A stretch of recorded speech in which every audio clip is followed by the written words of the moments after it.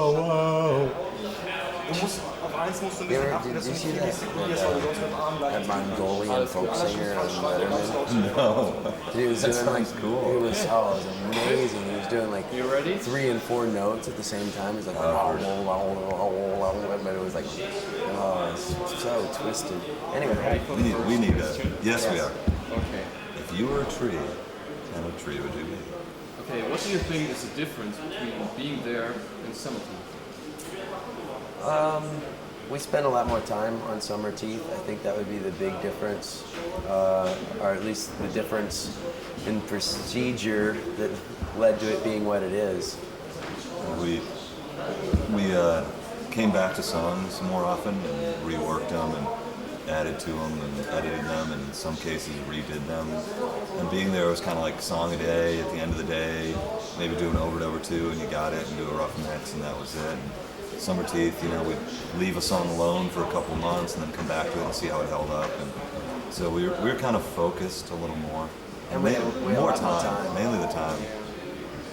Yeah, tell us a little bit about the recording sessions. How does it feel to work in different studios and it took such a long time? It didn't feel like, I mean, it took a long time, but not a lot of time in the studio. We spent, our extra time was spent kind of, we used it to do short sessions and then take time off to actually see how stuff sank in with us, or how things were sitting.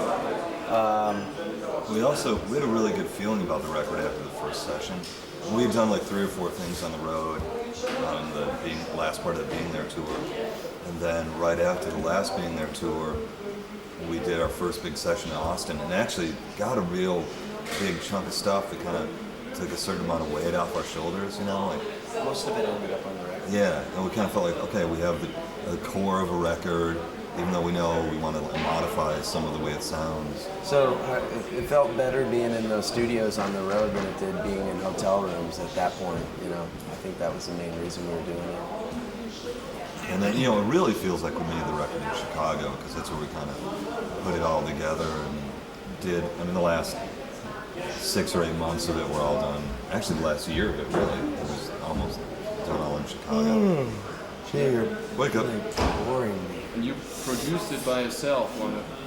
Don't you like producers, or what's the reason? We don't understand what they do. We don't know many producers that like our music better than we do. In fact, we don't know any. I think if we could find a producer who would give up a year of his life and come out on the road with us and get to be our friend and understand us and not get paid. Yeah, not get paid and get a per diem, and get integrated into the band. So he was really a fifth member of the band. And then we could go and but you couldn't even find a producer to spend a year making a record. We just try and find engineers that we like.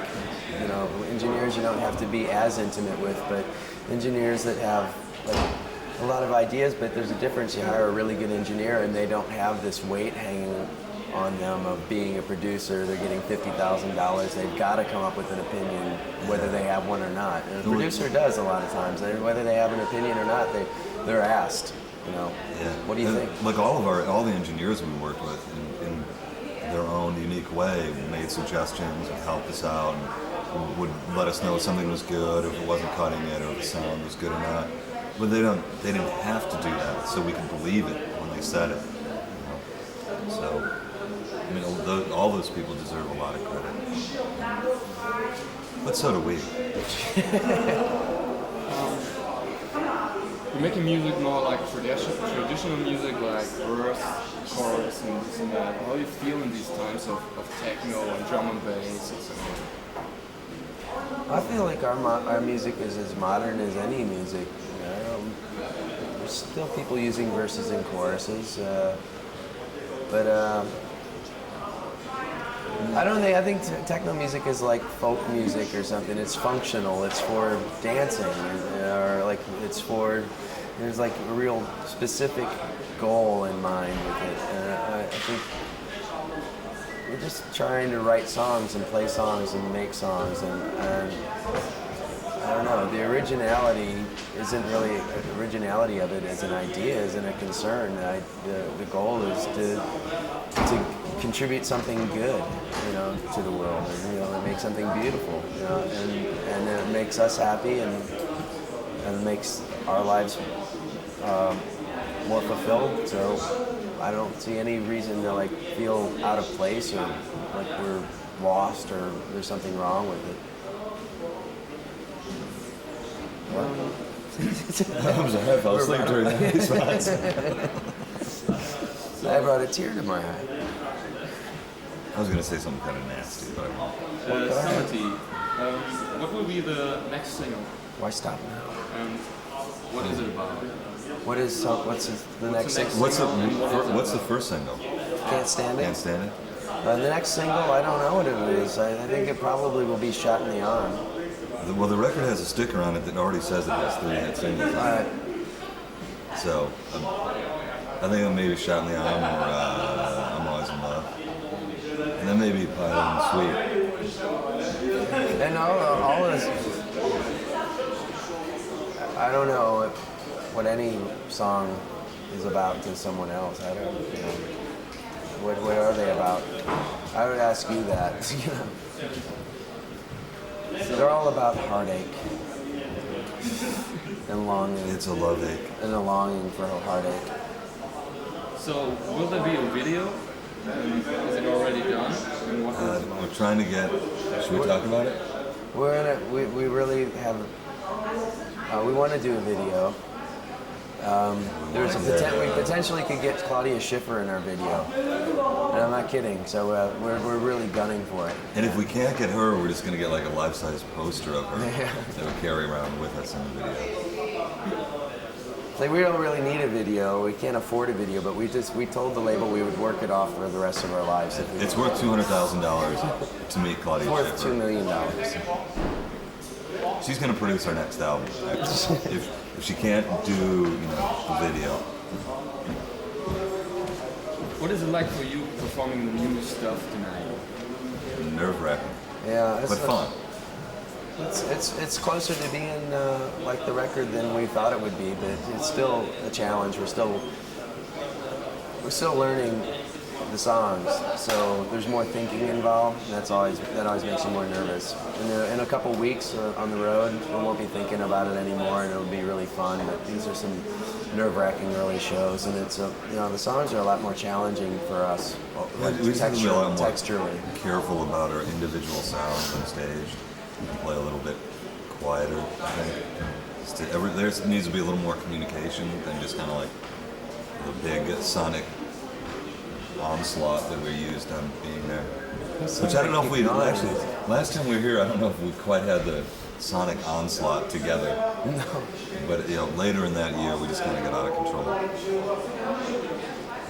Trying to rope it in. How important is it for you that the audience understands the lyrics? How important are the lyrics for you? Well, you'd think that'd be really important, but hopefully the songs just work as songs and the melodies work. And when you play in Europe, you understand that most people understand English, but they don't understand it when it's moving that fast, like in the way it moves in music. And a lot of people do as well, but you know that there's a communication barrier. And I think that hurts a band like us more than maybe some other bands. But, so hopefully Come on, let's be rude.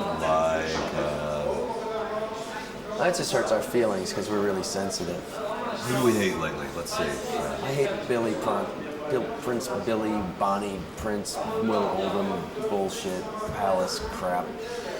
It's the most pretentious, horrible shit I've ever seen in my life. No, really, how do you feel? Yeah. I actually like him a lot. He's a swell guy. No, I'm sorry, do you like that record? I See a Darkness, you heard that one?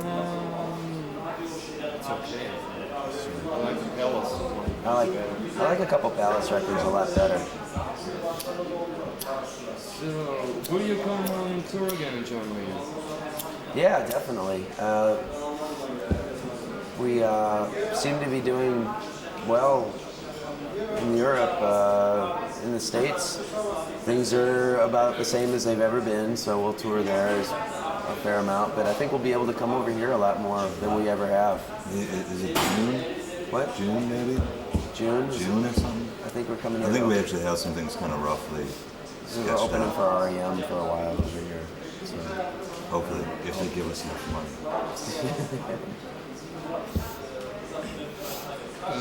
How was it touring in Germany for you before? Do you think there's a difference between the German audience and the American audience or Japanese audience or whatever? A lot more old men in the German audience. More gray hair. Like in America, we have more gray hair on stage than in the audience. Especially when Bob was in the band. And now Jeff's doing pretty well. We're getting really good. And over here, the gray hair tends to be in the audience. So it depends on the town, really. It's like I don't think there's a stereotypical German audience because we've had really rowdy crowds in Berlin and places like that, and then we had really stoic crowds all over Europe. They're really attentive everywhere. Yeah. Totally there to see us, I think. I think there's a certain lack of pretension inherent in European audiences, and Americans seem to be more of the show me what you got kind of concert goers. Stand there and Especially in certain towns. Yeah, be really cynical about it. Actually, a lot of those people don't come see us anymore, so our audiences have lightened up quite a bit in the past couple of years. Well, they become more selective. Yeah, really. Now there's just more idiots. What do you think about Germany, and are there any German bands you know and like? It was really beautiful in Germany today. It's the first time I've seen the sun personally in Yeah. Germany ever. We've enjoyed our trips to Germany. We've had a few European tours as a whole that were miserable, but wouldn't blame it on any one country. And any bands, SFK, are they still around? SFK? They were like a German folk band. Kraftwerk. I don't know really that many German bands, but those are a couple I like. Help us out here. Can? Yeah, Can. I bought the Can box set last night. Who? Yeah. Lena Lovitch? No, Nena. Oh, Nena. Oh yeah, 99 left Berlin. Yeah. Was Lena Lovitch from here? She was English. Really? It's okay. Oh, there's the camera. He can't help himself. He's a journalist. It's all right.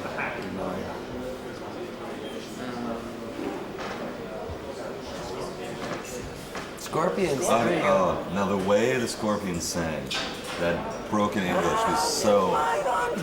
Still loving you. That was just beautiful. It's a love drive. How about I'm in my underwear? Isn't that one of their hits? I think I blew his level away with there. Love drive. Wheels of fire. Yeah, and they have a April Scorpions are Fool's Day. April Fool's Day, and they have it in America too. Yeah. Yeah, that's the day we get home. No, we get home on Thursday. Spread some fake facts or gossip. Is there any? We have a gold record. Do you have go? Okay. It's gone gold as of April 1st. We just did. We talked about the tour with REM. Yeah. I don't know. It might be an April Fool's joke. I don't know. What was a good one? What's a good one? Bob's joining the band again. But nobody cares. Nobody cares about that. Max and Bob are both joining the band again. Max and Bob They're are opening. gay. They're gay lovers, and they're opening for us as an acoustic gay duo There we go. called Bob and Max. Bob and the Max. Do you want to make Maxi any? Bob. Do you want to make any statement about the Kosovo war? That's touchy. It's up to you. I have no desire to talk about it. That's it. All right, you're done. Thank you, Stefan. Good job. Yeah, that was best interview yet. Experience.